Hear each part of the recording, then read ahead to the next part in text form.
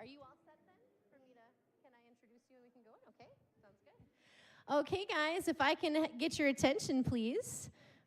When I said everybody in the first 3 rows, I thought you'd go both, but that's fine. You want to be cozy today.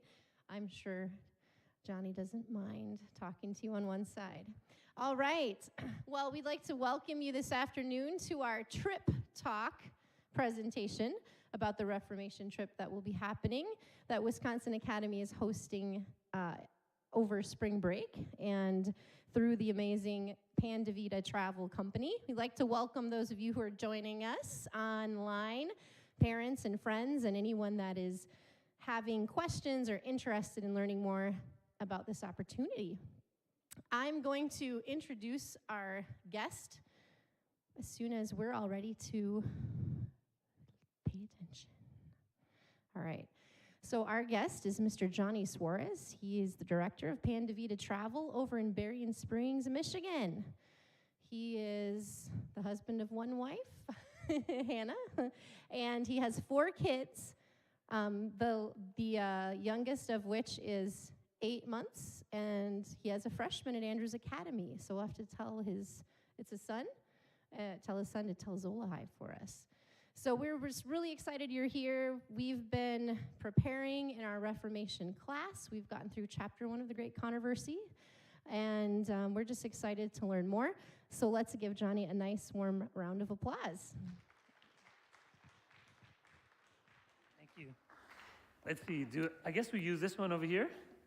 All right, how are you guys doing? I was chatting with Kenny and his associate. I forgot your name. What was the name again? Jason, I'm going to get it right. I had lunch last week with a guy that says he went to school at Wisconsin Academy.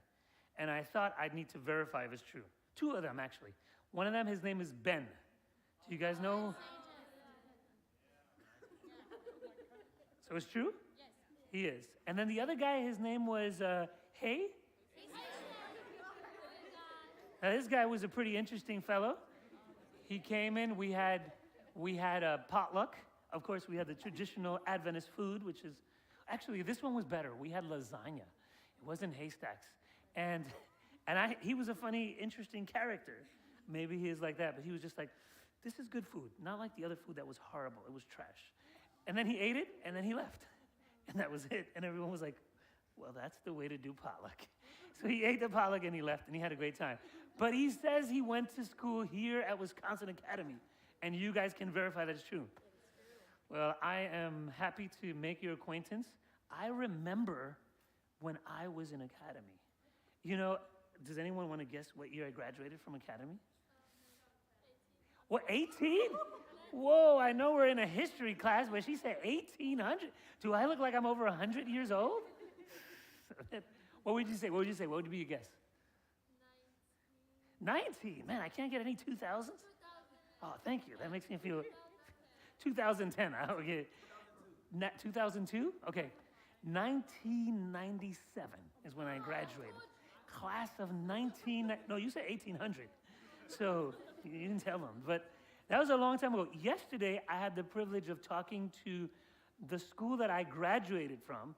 And I did a live, kind of like this, but I was based in my office in Berrien Springs. The connection wasn't good. I was just like, man, I am officially old. And so one of these days, Jason, right? 25 years from now, maybe you'll come back here and you're going to have some white hair just like me and a white beard, and you will be old too. So don't worry about that. Well, I'm happy to make your acquaintance. My name is Johnny Suarez. I'm the director of Pandavita Travel. We're a faith-based travel company where we specialize on taking people to unique places. And so we're going to talk a little bit about our tour in a bit. But before we do so, I thought we'd begin with a word of prayer, yeah? So let's bow our heads and ask God to be our invited guest of honor today. Father in heaven, Lord, we're thankful that we're alive. What a time to be alive. We've got health, we've got strength, we've got energy, vitality. And here are a group of young people that are just beginning the course of their lives. Some of them are just beginning to drive. Others of them are perhaps for the first time away from their families, making decisions, sometimes hard decisions, sometimes difficult ones, trying to figure out who they are in life, Father. And so we just want to ask that you will be our invited guest of honor through the work of your Holy Spirit. Speak to us as we talk about this trip. Guide and direct us, lead us and help us to be ready not just for a trip here on earth, but for the heavenly trip to spend eternity with you. This is our prayer in Jesus' name. Amen. All right, I want to begin by asking a question. How many of you have traveled to California? Okay, about 4 of you. Anyone been to Alaska? Okay, there's a few of you that have been to Alaska, so that's it. Caribbean. Anyone been to the Caribbean? Okay, we have, it's almost the same one. So let's see who's gone the furthest. South America. Okay, well, it's the same. Okay, now we got to go a little further. Africa. Anyone been to Africa? Okay. Was it like an Africa mission trip of sorts? No? You were there. You were born there. Are you Ethiopian? Which? Rwanda. Rwanda. Hutu or Tutsi? Maybe one of those? Okay, one of those. So you were born there, so you have an idea. You were in Africa. You were not born in Africa, I take it. What were you doing in Africa? Mission trip. Which country? Kenya. Okay. Did you enjoy it? You had a great time? And Asia. Anyone been to Asia? Okay, we have a few from Asia. Which country in Asia? South Korea? Pakistan. Okay, cool. I've been to the border of Pakistan. Didn't make it to the Pakistani side. And I had another hand from Asia. Philippines. Okay, Philippines. Israel, yes, of course, that definitely counts. What about, where? Israel. You went to Israel as well. Great, great. What about the South Pacific? Okay. Australia, yes. Fiji. Okay, so you've been to one of the first ones. And then, of course, we're going to talk about Europe. How many have been to Europe before? Okay, so not as many as I would have thought. Maybe 2 of you. Now, when you think of Europe, what comes to mind? I'm curious. What comes to mind when you think of Europe? You said English? English? What'd you say? What comes to mind when you think of Europe? Baguettes. Okay, I love it. I love it. You know, my son, his name is Micah, and he is a little chubby, and he loves to eat baguettes. If you've been to Andrews University, you've seen the Baguette de France, maybe? That man is a fan. They already know what he orders without him having to say it. Huge fan. Funny, true story, he went to France with me, and he didn't like their baguettes. He said the baguette is better in Michigan than there.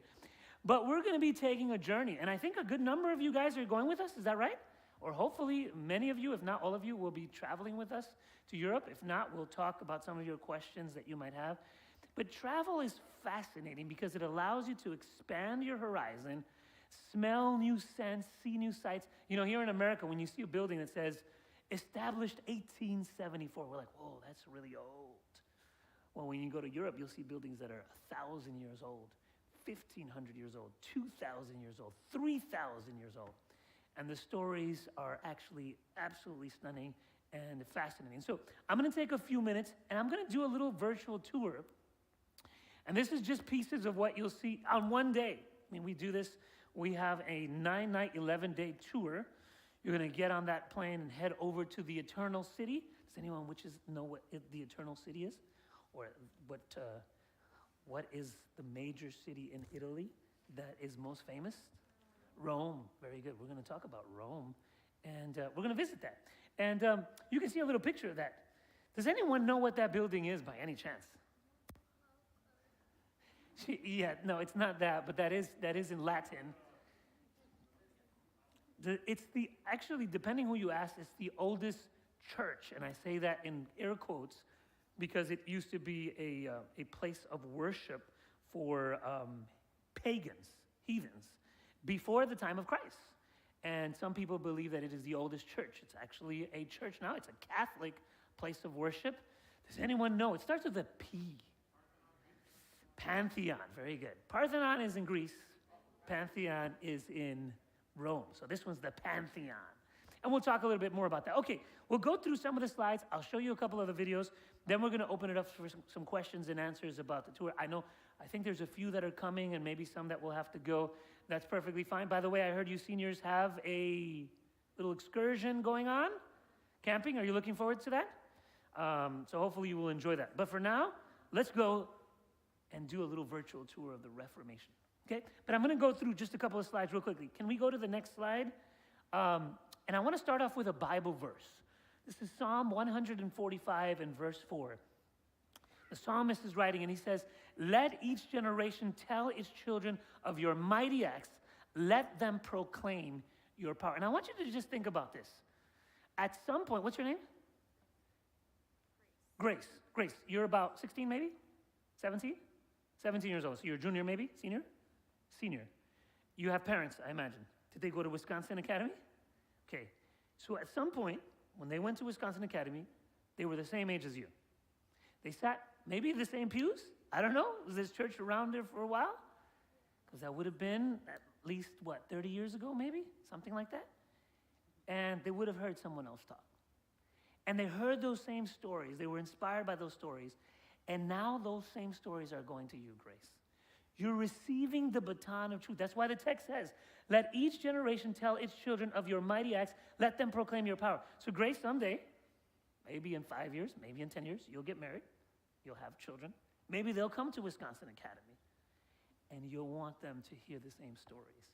And so I want you to understand that you're part of a special group of people that are receiving the truth that's being passed from generation to generation, that you are recipients of that baton of faith, and you're going to be able to pass it on. So we're going to talk about what that means in the next few minutes. Let's go on to the next one. By the way, someone once said that his story, or history, is just that. It's his story. It's the story of the goodness of God as revealed through Jesus Christ. It's the story of how God uses feeble, fumbling, failing, sometimes stumbling human beings like you and like me to take the gospel to the furthest corners of the world. And we are privileged to receive this message. We are privileged to know this story, to share the story, and to live the story. And we're going to talk about that in the next few minutes. Let's go on to the next slide there. By the way, we divide church history into 4 simple words. So if someone asks you, what is church history all about?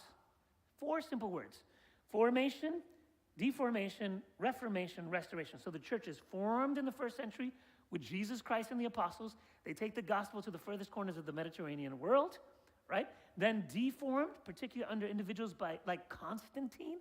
Have any of you ever heard of a guy named Constantine? What do you know about Constantine? Very good. Yes, yes. Okay, very good. I'm impressed. You guys, by the way, it's very interesting. When we go to Rome, we're going to go through the Arch of Constantine. Now, any of you have ever heard of the Arch of Triumph in Paris? Maybe you've heard of it. Maybe you've seen it. Whenever individuals were victorious in battle, they would build an arch. And etched in the arch, they would put all the battles that they had fought. So you could zoom in and you could see little imagery of the battles that they had fought to be victorious. And then at the end, when they'd come back to Rome, they'd go through these arches, and all the crowds would be screaming their names and shouting at them, etc. And they would be reminded they had been triumphant. So there's an Arch of Constantine. There's also an Arch of Titus that we're going to be visiting when we go to Rome. So that's the Deformation period. Then you have the Reformation period. Can anyone name one reformer that's not Martin Luther? That's the one that everyone knows. Any other one that's not Martin Luther? Any reformer? Who? Okay, John Wycliffe was actually a pre-reformer. It's what we call, he was more in the 12th, 13th centuries, but he is a part of the Reformation. So technically you're correct. Any other ones? That's not a bad one. John Wycliffe translates the Bible into English, a more basic format, and then William Tyndale comes in later on. Anyone else? Any other one that you can think of? Yes, very good. That's a great one. John Huss. By the way, she helped you out? You got to cheat in there. We're going to visit the very stone where John Huss was burned at the stake, and he died singing. The flames extinguished his voice as the sound of his voice was echoing through the areas where thousands of people were standing around, some of them mocking him, and he dies there. We're going to be visiting that on our tour. Okay, and then restoration, that's our generation, right? 19th century until now. Okay, let's move on to the next one. We have about maybe 20 minutes. I put a little quotation here. Marcel Proust famously said, "The real voyage of discovery consists not in seeking new landscapes, but in having new eyes. And why am I sharing this text? One thing that I love about travel is that it broadens your perspective, right? When you go to Europe, you're going to see tiny little cars that you're like, how do people even fit in that thing? Like in Germany and Berlin, I mean, there's the smallest little things that you're like, this is absurd. But people get in there somehow. The rooms, very, very small. The food, like they give you, people who drink coffee, I don't drink coffee, but they give you these little coffee things that are like this. And that's your breakfast. And there's like a little croissant and like this. You're like, well, this is like for miniature people. Everything is really, really small. The bathroom spaces, the rooms. The only thing that I think is not very small there is people's heads, because they're kind of very proud. People are like, they'll charge you to use the toilets. You do not look happy about that. You're like, man, that's terrible. But you have to pay to use the bathroom. By the way, and this is as a side note, and I'm getting ahead of myself, giving you some of the logistical details about Europe. You know what the hardest thing is about running a tour? Is finding places to use the toilet. That is the hardest thing, the toilet breaks. That is the toughest thing. And you may think this is ridiculous, but I used to have to go before the tour began to find places to use the toilet. True story. And so now, and this is something that you'll need to be aware of. I see you taking notes. I don't know if it's like, make sure to use the bathroom before I go to Europe. But when you go to Europe, it gets a little crazy because we're actually going to tell you, like, this is your last bathroom break for the next 2 hours, so make sure to use it. And it's not because we're trying to be mean or we're trying to be rude or anything like that. It's just there's not a lot of bathrooms. The city, particularly in areas like Rome and in Florence, wasn't built for millions of tourists. They get 10 million tourists every single year in Rome. And so to use the toilets, it's quite an experience. We'll obviously take you to plenty of bathrooms to be able to use them. But that's one of the interesting challenges and differences when you go to these countries, right? Another interesting thing is, for example, when you eat pizza, right? Does anyone here like pizza? Okay, there's a few of you, yes. The rest of you, I don't know what happened to you, but the Lord bless you. So I don't know if here they, the deep dish, Chicago, or you do the New York style pizza, or Wisconsin. Oh, that's right, Wisconsin is the land of the cheese, right? Is there such thing as like Wisconsin pizza? There's no such thing? Not yet? Just cheese pizza. So I grew up in New York, right? In New York, we have the thin little slices, right? They're thin slices. But in Europe, you know how they give you the pizza there in Italy? They just have this massive thing of cheese. You know, it's like a pizza, and they're like, what do you want? I'm like, pizza. They're like, okay, huh? You're like, what? So he points, and you have to tell him how big you want the slice. They cut it up, and they weigh it, and they charge you by the weight. So you think like you're being super generous by getting this big pizza, but all that's going to happen is you're going to pay a premium because you got to pay more money because it's by the weight. It's not like in the States where it's just like a slice or it's a whole pie. So there's different ways of looking at the world. And so when you travel, you're seeing new landscapes with having new eyes. And this is going to allow you to broaden that perspective. Okay, let's move on to the next couple of slides. I'm going to try to go through some of these, and I'll show you a couple of little videos of actual places that we're going to be visiting. So day one, the first place is L'Abbazia della Tre Fontane. Does anyone want to say that? Can you say that? L'Abbazia della Tre Fontane. That's actually really good. That's very good. So you're speaking Italian now. So that's very good.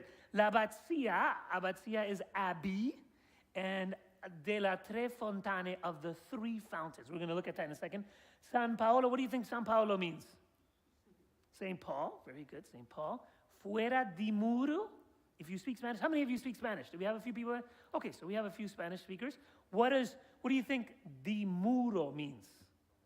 The wall, very good, like a mural. So this is a church that's dedicated to the Apostle Paul. That's outside of the walls of Rome. One of the four major basilicas of Rome. We're going to be visiting 3 of the 4 major basilicas. Then we'll visit the Pantheon, the Mamertine Prison, and the Roman Colosseum. Okay, anyone here been to the Roman Colosseum? Okay, we have at least one person. So for the rest of you, this will be absolutely interesting. Okay, let's go right into it. Let's go on to the next slide. So here's the Abbey of the Three Fountains. Let's go on. I think we might have a little video that we can show you. This is what it's going to look like when we walk through there. I won't tell you about that guy, but it's a really cute and quaint location that you go in there. This complex is composed of 3 churches, and they called it the Golgotha of Rome because it was the place of execution for Roman citizens, right? Roman citizens could not be tortured. So you know how they killed them? Cut off their heads. That was considered a very humane way of killing you because it would just take a second and your life was snuffed out. That's how the Apostle Paul was actually killed. He was decapitated. So you're going to be in the actual place where that, you're going to be standing right there at that exact place. And every time, now we're going to go into that church. You see that church there? Do we have anyone here who enjoys singing? Anyone in the choir? Okay, there's a few of you. So you're going to be doing quite a bit of singing. That has amazing acoustics in there. It's very inspiring. It's a 1,000-year-old building, okay?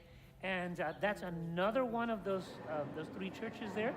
This one is called the Staircase to Heaven Church, Escala Coeli. And it was dedicated to individuals that were killed there in that place during the purges of one of the emperors. You see that stone right there in the middle? That's the actual 1st century stone from the time of the Apostle Paul. And it's a very inspirational story. I may share some of it now, but if not, later on in the tour. But this gives you an idea of what it looks like. This is the 3rd one of the churches. This one was built in the late 1500s. And again, it's commemorating the life, ministry, and death of the Apostle Paul. You can see the design there is a little bit more Renaissance style, so it's a bit fresher and newer than some of the other designs that we'll be looking at. They call this church the Abbey of the 3 Fountains because according to tradition, I don't know that this is true, probably not, when they cut Paul's head, his head bounced 3 times. Doop, doop, doop. And everywhere it bounced, water came out, a fountain came out. I don't know that that's necessarily true. It's an interesting story. But they named it after that. It's called the Abbey of the 3 Fountains. Okay, let's head on to a couple of other pictures here. We can go to the next slide. This is what it looks like in the still images. You'll stand right in the middle there. And one of the things that's really, really interesting for me is that over 10,000 young men were killed in that very place because they would not offer incense unto the emperor. And so they wanted to see who was a Christian, who was a follower of Christ, and who wasn't. And so the emperor of the time, the Emperor Domitian, said, okay, this is what we're going to do. If you're not willing to offer incense unto me as the emperor, I'm going to decapitate you, even though you're a soldier, you're a faithful soldier in my army. So over 10,000 young people, they were like your age, 16, 17, 18-year-old.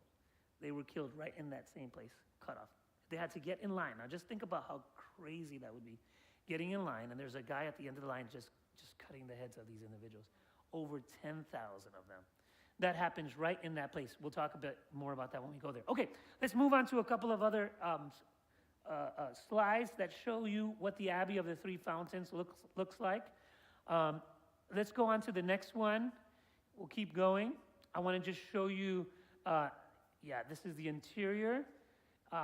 It's a beautiful little place there. We go there early in the morning before any tourists arrive. We're the only ones there. We have a wonderful worship experience. We're going to sing some hymns when we get there. But let's go on to the next slide. And I want to read to you this beautiful text. This is 2 Timothy chapter 4 and verse 7. Now, I don't know if any of you have been to jail. Has anyone here ever been to jail?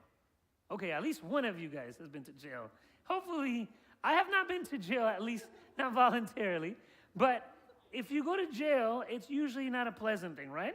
It's something that you're going to put in a situation that's a little bit difficult. Paul went to jail. Paul had to be incarcerated, and he writes some of his most prolific writings in jail. By the way, if you think about it, some of the greatest men in history ended up writing some of their best work from jail. Okay? So think about this. Any of you have heard of Martin Luther King Jr.? There's an entire book, Letters from a Birmingham Jail. Fascinating group of essays if you enjoy that. Any of you ever heard of Mahatma Gandhi? Nelson Mandela? How about, have you heard of a book called Pilgrim's Progress? Yeah. Who wrote that book? What's his name? It's a very common name. John Bunyan. Someone said it over here. John Bunyan. John Bunyan. I don't know if they said it, or maybe I just heard it. And then Martin Luther ends up in the Wartburg Castle, where he's basically incarcerated, okay? A lot of great material came out from jail. And we're going to talk about what happens with Paul in a little bit. Paul ends up in jail, and he writes not one, not two, not three, not four, not five, six, what we call 6 prison epistles from jail. Does anyone know what those prison epistles are? Books that he wrote from jail? Ephesians, Philippians, Colossians, the small book of Philemon, and 1st and 2nd Timothy. Now, Timothy is the young guy. How old are you? 17. He would have been around your age. Maybe a little fuller mustache. Well, you have a nice mustache. I like your mustache. But maybe just a tad bit thicker. My son wants to have a mustache, but he's only 14. So maybe he'll have one when he gets a little older. So imagine you're Timothy, and you're receiving a letter from the Apostle Paul. And he's pouring himself out to the next generation. And this is what he says. He says to Timothy, Timothy, I have fought a good fight. I'll talk about this evening for those of you who are here. I have finished my course. I have kept the faith. Henceforth, there is laid up for me a crown of righteousness, which the Lord, the righteous judge, shall give me at that day. And not to me only, but unto all them also that love his appearing. That text and that story and the death of the Apostle Paul happens right there at that place that we're going to be visiting. It's a wonderful story of a man who gives himself, he's completely sold out for the gospel's sake. He travels around the entire Mediterranean world, not once, not twice, not 3 times, 4 times, taking the story of a crucified, risen, and in his mind, soon coming Savior to the entire Mediterranean world. And so he writes a lot of the writings in the New Testament are written by the Apostle Paul. Okay, let's move on. We're going to show you a couple of other places. This is a place called San Paolo Fuera de Muri. This is actually my favorite of the 4 basilicas. Remember, I told you there's 4 major basilicas. Does anyone know any one major basilica in Rome? Very good, very good, very good. St. Peter's. Okay, great. Can you tell me a second one besides this one? If you could tell me a second one, man, that'd be a bonus. So now this should be easy though, actually. So if there's St. Peter's and there's St. Paul's, there's got to be a St. John's. Very good, very good. Does anyone know how to say John in Italian? No, not Spanish. Italian. Now, this is always funny when we take American tourists on these tours to Rome. They always try to speak to them in Spanish, thinking that they speak Spanish. Spanish is not Italian. It's a totally different language. And they look at them like, what? There are some similarities, maybe like 20%, 15% similarities, but it's not the same. So, you want to know what the word is in John? It's Giovanni. Giovanni. So, and we're going to visit. That cathedral is beautiful. It's called San Giovanni de Laterano. San Giovanni de Laterano. That's another one that we'll visit. So, St. Peter's, San Pietro, that's Peter. Then we'll do San Paolo, and then San Giovanni de Laterano. There's another one called Mary the Major, Santa Maria Maggiore. And if you want to pretend like you speak Italian, just speak English like if you're one of the Super Mario Brothers or something like that, you know? Because they always extend the words like, my name is Johnny and I live here in Michigan. That's how they talk. But they'll probably know that you're American if you have your American accent. So you might not get away with it. But we're going to be visiting this one. This is my favorite one. Now, isn't that really nice? San Paolo Fuera de Muri. Now, who do you think it's dedicated to? St. Paul. Now, what can you tell me about the Apostle Paul? Can anyone tell me anything about the Apostle Paul? What can you tell me about the Apostle Paul? Okay, yes? He was blinded. Very good. Okay, that's great. That's an insightful thought. I didn't think you would know that. He had problems with his eyesight. There's not a lot of people who realize that he would sometimes have to write with long letters because he could barely see. And many people believe it's because of the encounter that he had with Jesus. Remember, on the road to Damascus, God reveals himself, Jesus reveals himself. He says, why are you persecuting me? And for a while, for 3 days, he can't see. So that's a very good observation. Anything else that you know about the Apostle Paul? Okay, his old name was Saul. Very good. That's a great observation. So his name was changed from Saul to Paul, or there was a variation of how people addressed him. Anything else about the Apostle Paul? He killed Christians. Very good. He persecuted Christians for a while. Now, what about his upbringing? Does anyone remember where he was born or where he was a citizen of? Okay, he was a Roman citizen. Now, One of the things about Paul that's so unique and special is that he was kind of like a chameleon, okay? He had multiple identities. So, for example, you were born where? Milwaukee, okay? You had to think about that. I was like, well, let's check. Now, so you're a U.S. citizen because you were born in Milwaukee, but your parents are from where? Honduras. Both of them? Have you been to Honduras before? You've never been to Honduras. So you can kind of claim that you have at least two identities, right? You're American by birth, but you have a Hispanic descendancy because of your parents. Okay, so that's an interesting mix. Where else do we have some? Where did you guys say you were from? Rwanda. Both of your parents. Congo. Cool. So you have at least three identities, right? Congo, Rwanda, and of course American. What else do we have? So we have Pakistan. Are you two twins? Is your dad Asmir?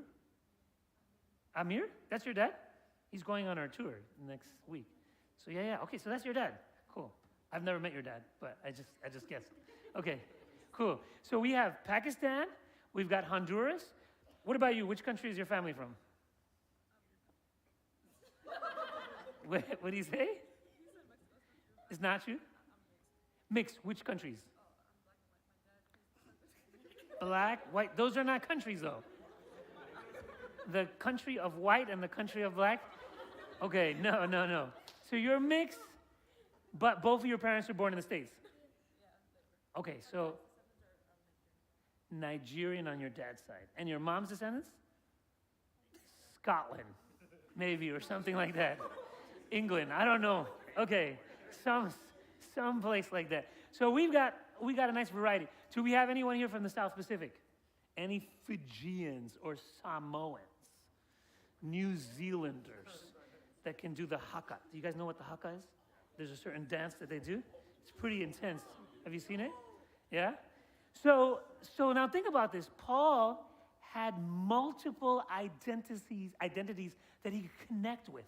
So if he would meet a person that was a Jew, he could speak to them in Hebrew. Just like that, because he could speak Hebrew. He would meet a Roman, he'd say, I'm a Roman citizen. He would meet a Greek, he'd say, I can speak Greek. This is what made, in many ways, Paul's ministry so unique and so powerful, because he could reach people that other people can't. Yeah? And so this is something that we can learn from him, is how to adapt to other people. Okay, let's go inside here. We've got maybe about 5 or 10 minutes, and then I'm going to open it up for some questions, okay? So let's move on. This is what it looks on the inside. We can go to the next slide. Again, this is my personal favorite of the 4 major basilicas. This is what it looks like. Maybe you can go to the next slide. So stop right there. That's stunning. Stunning. Like, it's actually really, really pretty. Like, it's beautiful. If you can't see this very well, but in the top, on the left-hand side, they have a picture of all of the popes from what they believe is the Apostle Peter. Does anyone know how many popes the Catholic Church thinks that there are? He said 48? No, it's a bit more. 50? 60? 75? 266. 266 popes.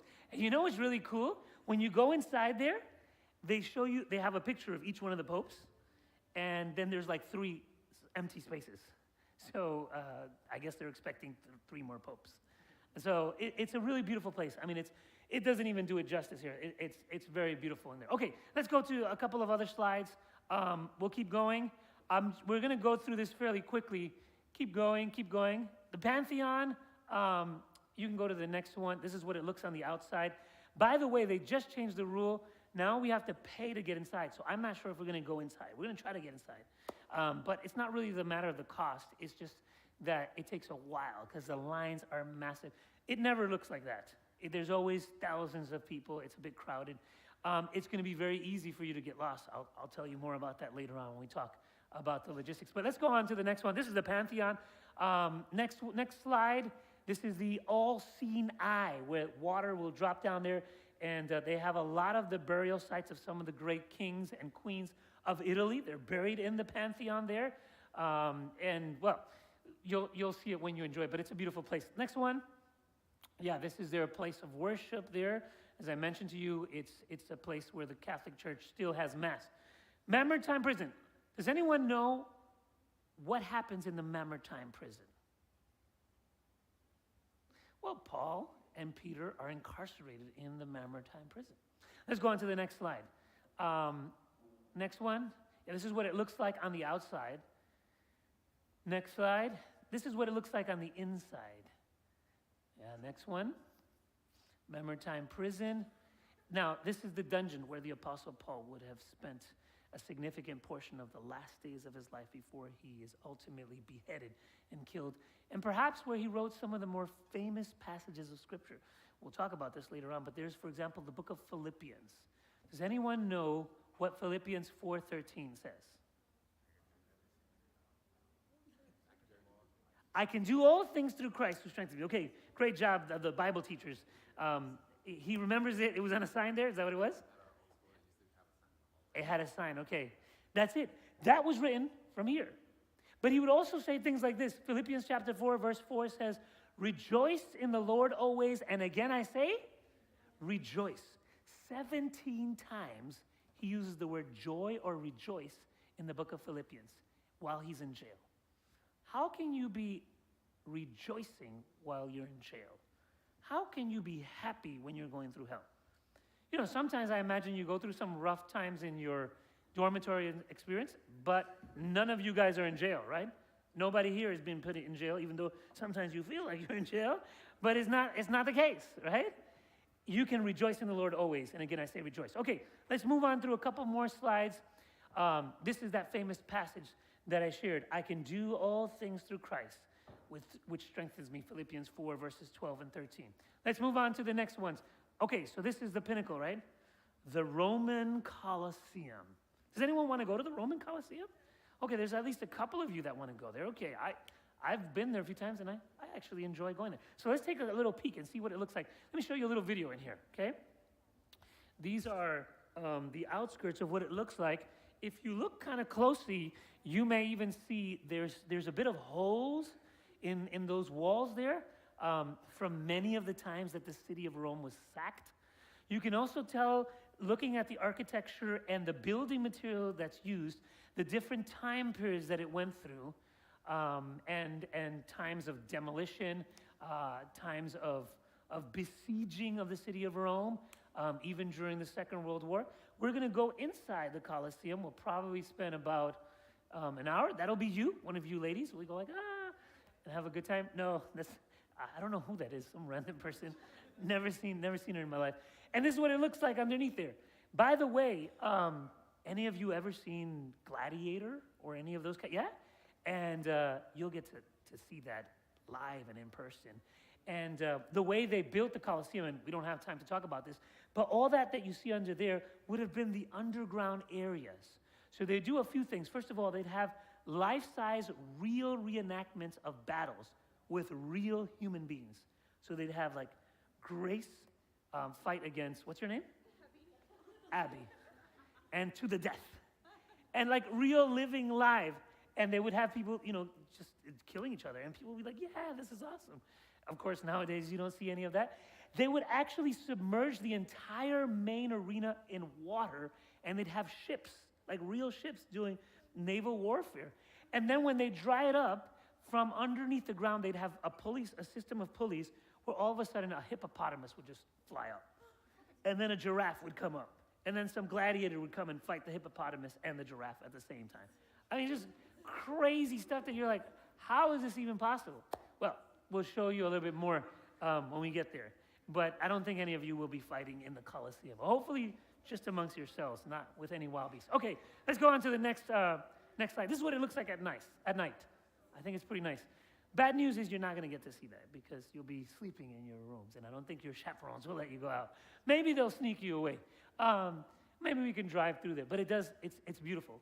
Now imagine if it looks like that now, almost 2,000 years from when it was built. What do you think it must have looked like in its heyday? It would have been spectacularly beautiful. 70,000 people would have come inside that Colosseum. I'll tell you a fun fact. How many of you have started reading The Great Controversy? I heard that you started that in the class. Okay, let's see. What was the title of chapter 1? The Destruction of Jerusalem. Very good. Now, here's a fascinating fun fact about that's connected to this. When Jesus goes up Golgotha's brow, and he sees the women weeping, and he says to them, don't weep for me. He says, weep for yourselves and weep for your children. You know why he said that? Because when Vespasian, through his son Titus, destroys the city of Jerusalem, he could see that many of them would be taken as slaves to build places like this. The Roman Colosseum was built with 20,000 Jewish slaves that came straight from Jerusalem. The very individuals that perhaps would have witnessed the death of Jesus Christ were taken as slaves over here a few years later. And they built this cathedral to the entertainment of the masses. Some of the stones from Herod's temples were actually used to build this. This used to be called the Flavian Amphitheater. We know it as the Roman Colosseum, but it was called the Flavian Amphitheater in the name of the Flavian family, of where Titus and Vespasian were a part of that. We'll talk about that later on our tour. Okay, let's move on. We've got just about a few more minutes, a couple more minutes, and then I'll open it up for some questions. This is what it looks like. Let's go on to the next one, and that's it. By the way, travel is the only thing you buy that makes you richer. Isn't that true? Some things you spend money and you're like, man, I'm a bit poor now. But when you travel, you're expanding your horizon and you're learning more about the stories of history, and you're learning a bit more of the goodness of God as revealed through past times. And you'll get a chance to go on this trip. Okay. I've got about 15 minutes for any questions, and hopefully I can give you some answers that you might have about the tour. And of course, there's a lot of time between now and March, but we want to make sure you're able to plan. I have a lot of information that I can and will share. By the way, one of the most important things that I'm going to share with you logistically is you need to travel light. So we took a group of 57 people. Most of them were students just like you from Andrews Academy, and everyone travels with one full-size carry-on plus your backpack. That's all you need, and that's all you'll want, because you're traveling all over Europe. 6 countries. What are the 6 countries? Italy, Vatican, France, Switzerland, Germany, and Czech Republic. Very good. Do you know the capital of the Czech Republic? Well, Prague. That's the capital, Prague. And you'll hear them talk in Czech, and you're like, this is nothing like English. So we're traveling and we're staying in different hotels, and we're going and learning a little bit about the culture. So you want to travel very, very light. It's possible to do so. I have people like, no, that's not possible. We'll show you a video of how to pack and how to maximize your space. Even for the ladies who, you have some stuff that you want to bring with you, maybe some hair products, some stuff like, you can do it. You can do it. Okay, questions? Any questions? Yes. The question is, can you travel without being an American citizen? The answer is yes. You may need a visa. Where is your passport from?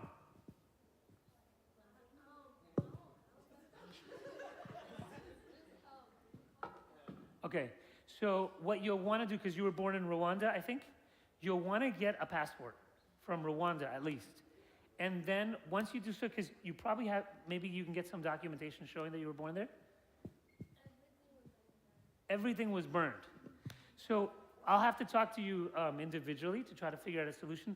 But I think the main thing, because it's not, we have people that go on our tours all the time that are not American citizens, and that's normal. We can help you to get the visas. The only challenge is we'll need to figure out how to get a passport. Either from Congo, maybe from is it your mom?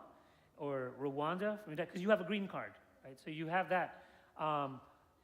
We'll talk about that, and we'll try to do everything possible to try to get you the paperwork, because we'd love to have you. And the answer is yes.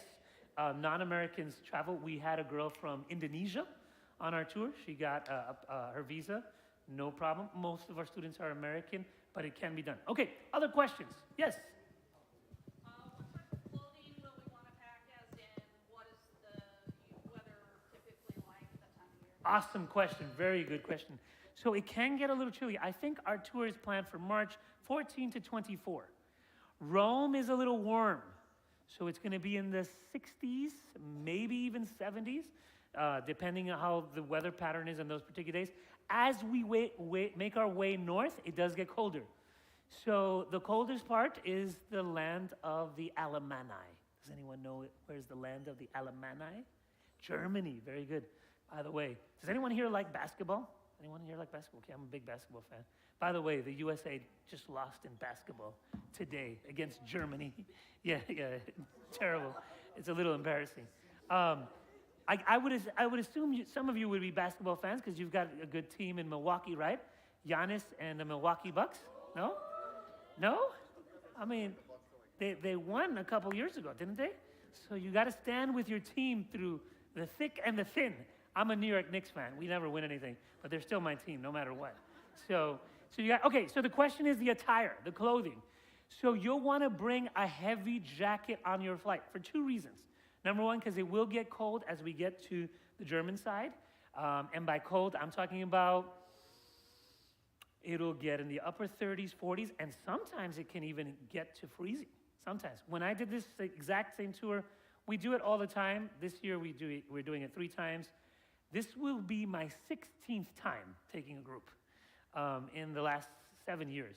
So I've done it 15 times, and I probably could do it more, but now I'm training others to lead out some of the tours. And in March, it can get cold. Once in a while, they even get snow. So not nearly as cold as probably here in Wisconsin, but cold enough that you want to bring that heavy jacket, bring in at least one hat, and maybe some ear muffs. And depending on how you are, like I'm one of those guys, even though I live in Michigan and it gets cold, I don't like being cold. And I would rather have extra stuff. So bring in a heavy jacket, bring your hat, bring in your gloves. If anything, you won't wear them. As far as actual clothing throughout the tour, we're walking, and we're walking a lot. Do you like walking? You sound totally unconvinced. 8 to 10 miles a day. So you can do it. We did it with a bunch of kids, and they all enjoyed it. Now, you're not walking 8 miles straight, obviously. You might walk half a mile, you'll stop, maybe a quarter of a mile. And some days you don't walk anything. Rome and Florence are the heavy days where we're walking quite a bit. And so when you're walking, you get warm very quickly. And so if you have like a little sweater like that, you'll be fine. The weather will probably be like it is today in the 60s in Rome and in Florence. And then it gets a little colder as we get up north. So that kind of gives you an idea. You don't have to wear any Sabbath attire because our Sabbath is going to be in the mountains, in the hills. We're going to be spending a beautiful Sabbath experience in one of the caves where the Waldensians hid from their oppressors. And we're going to have a great experience up in the mountains in a place called Pra del Torno and Chiesa della Tana, the church of the cave. That's where we're going to have church service, in a cave, just like they did 500 years ago. Okay, other questions? I don't know if that answers your question. Yeah? Very good. Thank you for reminding me. So I always recommend bring an umbrella, a small little one like this. If it's hot, you can use it to shield yourself from the sun. If it's rainy, yes. And so sometimes it does rain. I've been blessed that most of my tours that I've done, I always do them either in the spring or in the fall. So very rarely do we get rain. We might get rain 1 or 2 days for just little spurts. But yes, bring that umbrella with you just in case. Shoes. You only need 1 pair of shoes. Good quality shoes. If you really want to bring some sneakers, last time, I don't know if we'll get to do this with you guys, I took them to a hotel that's kind of like a resort, and it has an indoor swimming pool, sauna, jacuzzi, and then outside it's got basketball courts, soccer courts, volleyball courts. I don't know if we'll be able to do that because I don't know if you guys are athletic enough. No, I'm just kidding. You guys enjoy sports? Okay, we might be able to do a little tournament. No, I'm just kidding. But some people enjoy it, some people don't. What do you say? Football? You like soccer? So we could do some soccer. And so, yeah, if we do that, and I'll make an announcement, you'll bring a pair of shorts. You can go swimming in the pool there. And it's indoors. It's in East Germany. And it's kind of a cool hotel. Yes? I know there's some folks watching on the live stream. Is there options if grandparents or those that maybe can't do as much of the days that have the pool walking for those that are grandparents or others joining us? Will there be options for them to catch up with us later if they aren't feeling like doing it? Great question, yes. And the short answer is absolutely yes. We do have people that go on our tours that are not as fit or mobily able. And so what we sometimes do is they can take a taxi to the next spot, wait for us there so they don't have to walk as much. They're welcome to stay back in the hotel in the days that we do. The first 3 days are the most intense days. From the moment you arrive, when we landed, We took everyone to a local supermarket so you can buy some snacks. It's very expensive, okay? So we take you to the supermarket so it's cheaper. So a bottle of water at the supermarket costs 26 cents. And if you buy it downtown, it's €5. So you want to pay, which is about $6. You want to pay $6 or you want to pay 26 cents? So we usually stop by the supermarket, you stock up on all the snacks, all the stuff that you want, because it's 2 meals every day, right? Usually it's a breakfast and lunch, and then dinner is on your own. And so if you bring your snacks, then it'll get you going. You could stop by, get some pizza here and there. We usually generally find locations that are in close proximity to places that you can buy some food at a reasonable price, because I know, most young people have a more limited budget, but our schedules are full. And once in a while, I get young people that want to stay up late at night. You're going to pay the price the next morning, because breakfast is usually either at 6 or 6:30 in the morning. Breakfast. Yeah, so you got to be up. So I always have some people who are like, nah, I can do this. And they're like, Now, when you're in the bus, sometimes you get to sleep a little bit, but sometimes there's long drives, and sometimes there's shorter drives. So you want to make sure that you get enough sleep. And you will be walking, but it will be amazing. It will be incredible. Yes?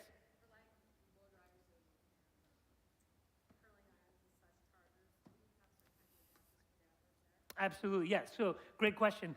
So they use 220 voltage. So you'll need an adapter for your phone charger that you can use that. They're not terribly expensive. Most of the hotels have hair dryers that either you can borrow from the front desk, and in some cases they even have them in their room. But if you are one of those people that's very particular about your hair, I do get some ladies like that, you can bring your hair dryer, but it might get fried. And I've had that happen before to some people. Like, I'm going to bring my own hair dryer. And then they put it in and they're like, whoa, that wasn't a good idea. And that was the end of their hair dryer's life expectancy. So they're all 220, correct. They're all 220, so the same adapter will work. Currency, they use the euro there. They use the euro. So it's about $1.10 at today's rate equals €1 of theirs. Remember, you'll need to bring some money to use the bathroom and for your other meals, but it shouldn't be too difficult. Yes? I know some other people on live stream or that have asked me are just wondering about the meals. Is there a good variety? Is it buffet style? If they have specific dietary preferences, are there plenty of options? Great question. So the answer to what you said is yes to pretty much all the above. If we have, I'm vegetarian. We are a Seventh-day Adventist organization, so we make the food vegetarian friendly, right? There are meat options there, and if you eat meat, I am not the meat police, so you can eat whatever you want. Usually the breakfast is a buffet, and in some cases there are lunches that are also buffet.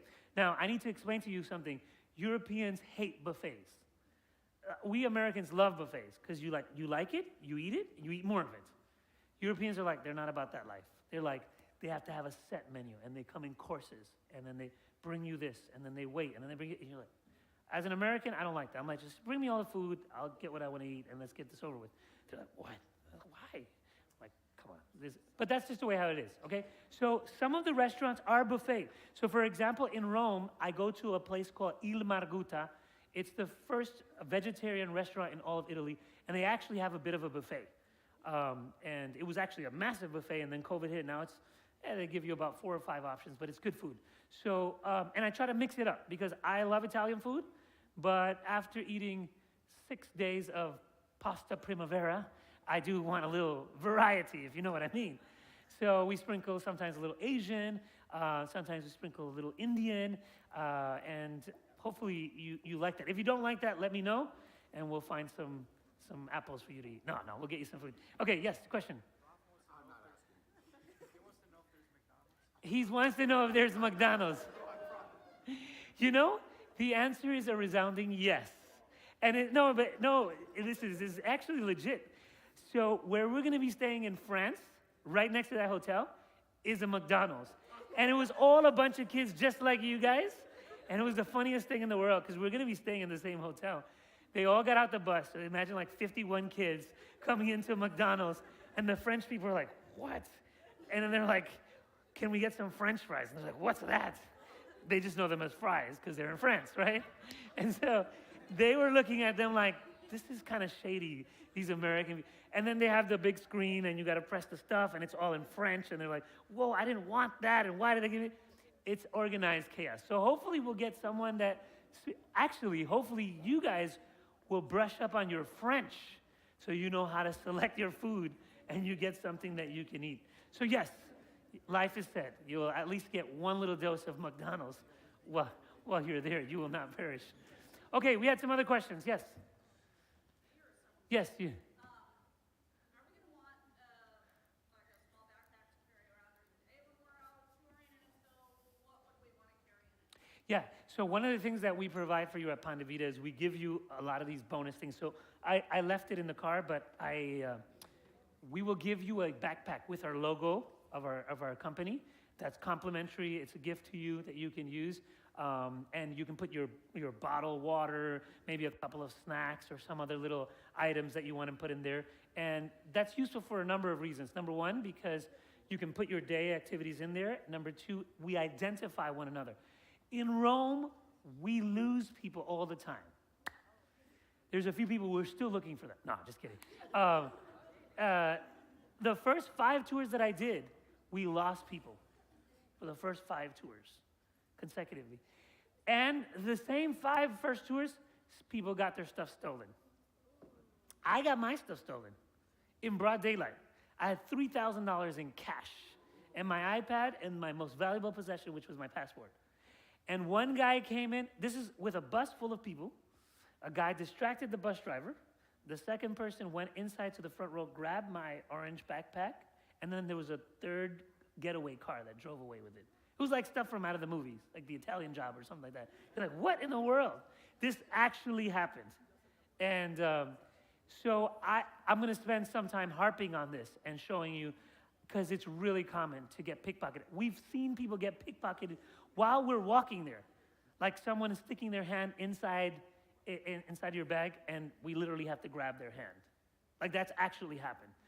So I had one girl that was on my tour this last time. She's like, I'm going to be the one that gets my stuff stolen. And she was always walking around like this. She didn't get her stuff stolen, or at least she never admitted to it if she did. So that's a big deal. There's 10 million tourists that come in there every year. So it's very easy to get pickpocketed. But the backpacks also serve to identify one another. And that way it's less likely that we get lost. And I say less likely because I always have a person that's like, oh, look, it's the Colosseum. And then you're like, where did he go? You will have chaperones. I think there's about at least 6 or more chaperones. I don't know, depending on how many they end up bringing. And those chaperones will be in charge of the little group. But you want to be very alert because you'll get random people that will ask you, what's your name? Naomi. So Naomi, someone will come up to you and be like, hey, what's the name of this place? And they'll just make chit chat with you. And they're just distracting you to rob your stuff. So when people ask me any questions, I don't even look at them. I don't pay attention. I just keep going. Because it's usually a decoy. And it's a double-edged sword to have the little backpack because they identify you as tourists. So hopefully I've answered your question. Another question here?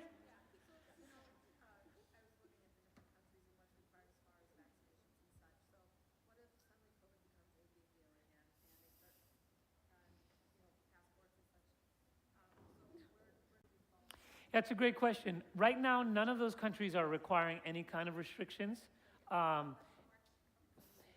Fortunately, Europe, the way that they did it last time is there was a time that you could travel there. When I went with my groups, they gave you the option of taking the test or having the vaccination. So for those who weren't vaccinated, they could still travel, without having to be vaccinated. They just had to take a negative COVID test. My hunch is that it's less likely that they will reintroduce those kind of hard restrictions. I suppose they could. I mean, we live in a world where no one would have ever imagined that what's happened. We'll have to assess. Obviously, I'm not in the business of forcing anyone to do something that they don't want to do. But at the same time, I can't change the laws of the governments there. What we actually did, I'll tell you a funny story about that. We had a couple of people that wanted to go on our tour last year, and Italy required you to be vaccinated, but Greece did not. So they flew into Greece with a negative COVID test, and then they took another flight to Italy, and so they joined us, and we had a good time. And that was obviously all legal, because you could fly in from Europe to Greece with a negative COVID test, but you couldn't fly into Italy. But then you could fly locally without the vaccination. Anyways, I know it sounds really strange, but that was the way that it was, and it worked out well for them, and for us too. We had a good group, 49 people. Okay, other questions, queries, comments, concerns?